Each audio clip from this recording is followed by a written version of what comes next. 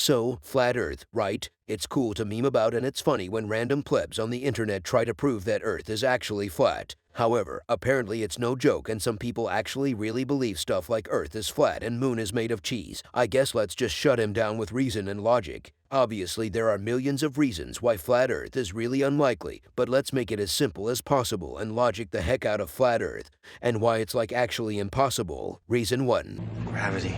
So, let's get the easiest and most logical reasons out of the way first. Gravity as we know it is completely impossible on flat Earth. What?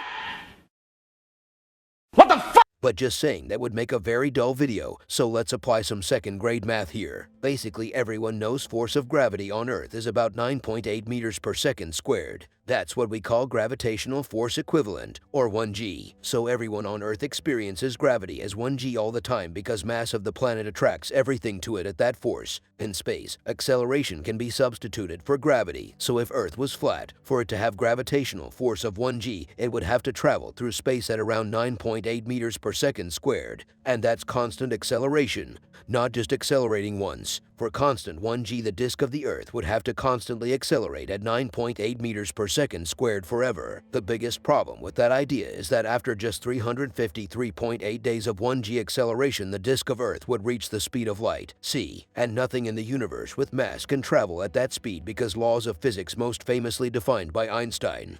And not only that, if the Earth was to travel at constant 1g acceleration, it would only take 12 years to cross the entire Milky Way galaxy and about 49 years to cross the entire width of the observable universe. And since we haven't yet crossed the entire universe since the Beatles broke up in 1970s, I think it's fair to say flat Earth theory is shattered just on that point alone. Or, as an alternative, we could just say that gravity doesn't exist. Whichever suits you better. Point 2. Throwing anything up would be pretty much impossible, since anything you'd be able to throw up would be caught up by the traveling disk of the Earth. Since the flat disk of Earth would have to be under constant 1g acceleration if you were to throw something up, while it initially would travel at the inherited speed of the Earth plus velocity inflicted by you throwing it. After literally just 1 second, the flat Earth would catch up to it, and if you'd somehow manage to throw anything hard enough to actually get any height, upon landing it would create an explosion. You could bomb Paris by simply dropping some stuff off of the middle platform of the Eiffel Tower.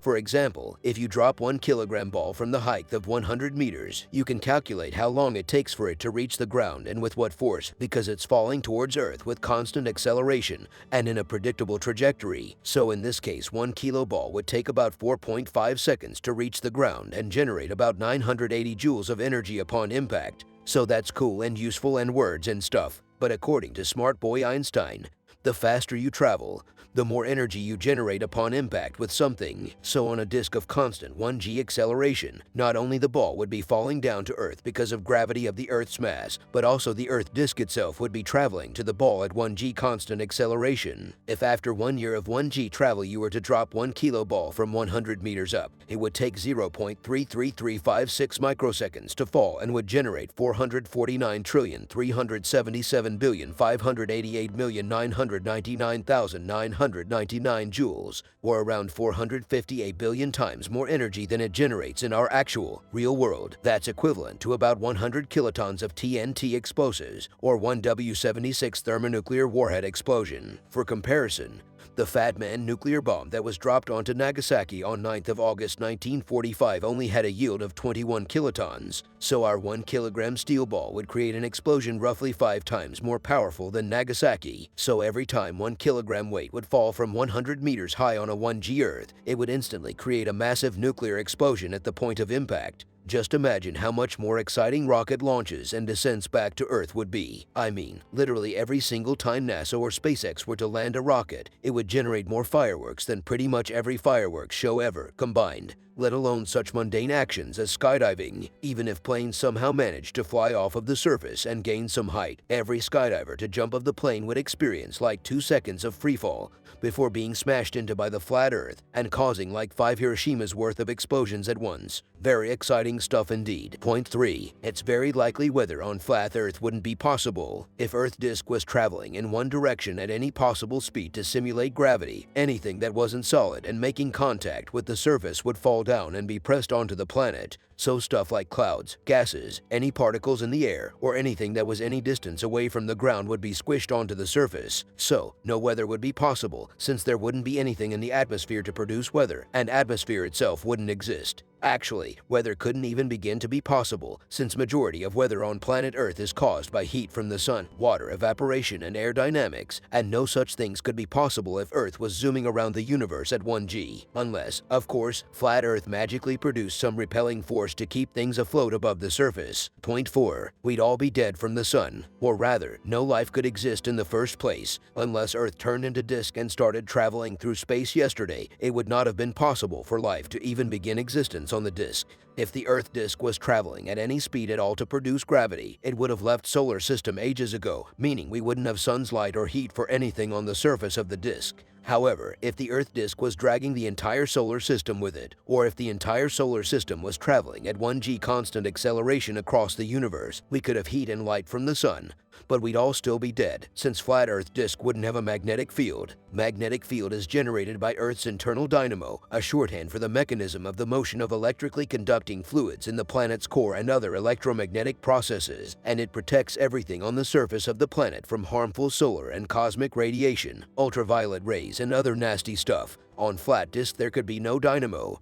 Or, in the best case, the magnetic field would only be able to generate exactly above the physical dynamo location in the disk. And the farther from dynamo, the weaker the field would get. If the Earth really was a disk and had some sort of dynamo, for example, in the middle of the disk, the magnetic field would only protect stuff directly above the dynamo, and on the edges of the disk the magnetic field would be either negligible or non-existent at all. In either case, without sufficiently strong magnetic field, or without one at all, Earth would simply be a sterile flat disk, similarly to Mars, or the planets that orbit close to high-activity stars, black holes, or intense sources of cosmic radiation. Since various forms of radiation from the sun, other stars, black holes, and pretty much everything else in the universe would prevent any even remotely similar to us life forms from ever beginning to exist. In the best-case scenario, some stupidly exotic life, maybe based on silicon or iron or something else, could have a minuscule chance of actually existing, but it would be completely unrelated and alien to any life forms currently existing on our planet. So yeah, flat Earth is still just a meme and will always be just a meme and nothing more. But what do you think? Do you agree with flat Earth, or you also think of the entire theory as just a meme? Leave a comment and don't forget to subscribe for more wacky ideas.